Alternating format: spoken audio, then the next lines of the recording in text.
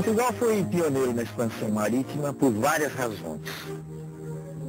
Uma, de ordem interna, foi o fato de que muito cedo Portugal se transformou numa monarquia centralizada. E a coroa portuguesa teve recursos suficientes para empreender uma grande aventura em busca de novas terras. Mas isso é apenas uma história, existem outras razões. Portugal aprendeu com os genoveses da Itália as técnicas de navegação, andando pelo mar Mediterrâneo.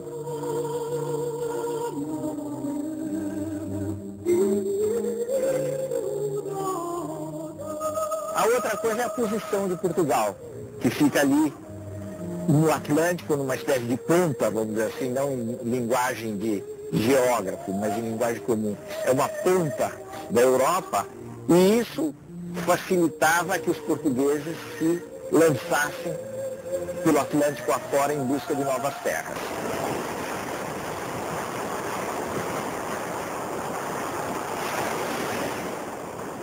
As armas dos barões assinalados que da ocidental praia lusitana, por mares nunca dantes navegados, passaram ainda além da Taprobana, e em perigos e guerras esforçados, mais do que prometia a força humana, e entre gente remota edificar um novo reino, que tanto sublimava.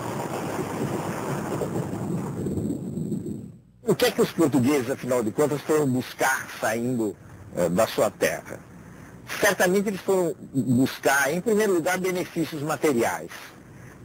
Eram duas coisas, as grandes atrações do tempo. Eram o ouro e as especiarias.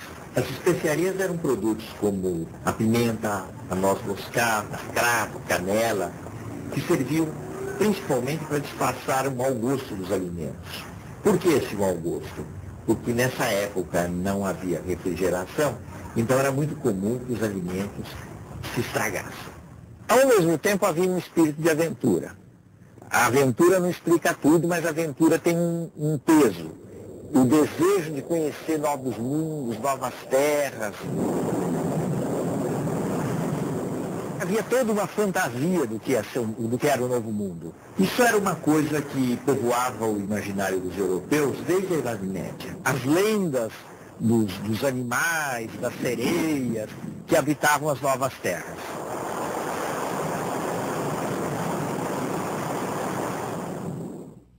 As expedições portuguesas pelo mar eram expedições muito avançadas tecnicamente para as condições da época.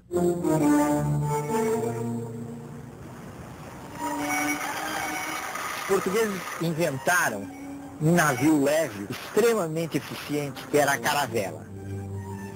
Foi com a caravela, numa grande expedição, que o famoso Pedro Álvares Cabral acabou avistando a terra brasílica nas costas da Bahia.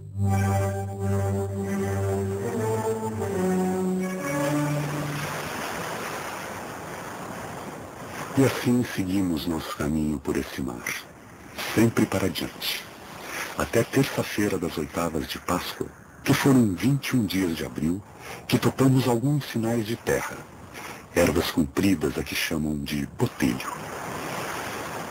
E a quarta-feira seguinte pela manhã, topamos ares, e à tarde ouvemos vista de terra.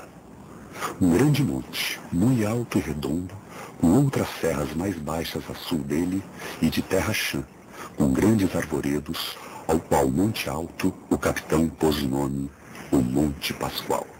E a terra de Vera Cruz.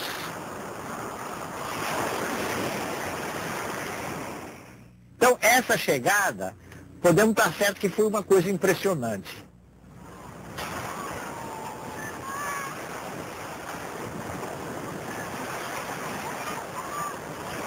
Era um mundo fantástico que se abriu aos olhos dos portugueses.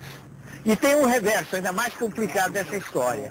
É saber como é que os indígenas, que afinal de contas eram os habitantes, os donos da terra, viram aquelas figuras que vinham de longe, vestidas de uma maneira extremíssima. Para que toda aquela roupa, né, num clima tropical? Naturalmente, O clero estava interessado imediatamente na catequese, em levantar a cruz. Outros devem ter ficado maravilhados com a figura das Índias.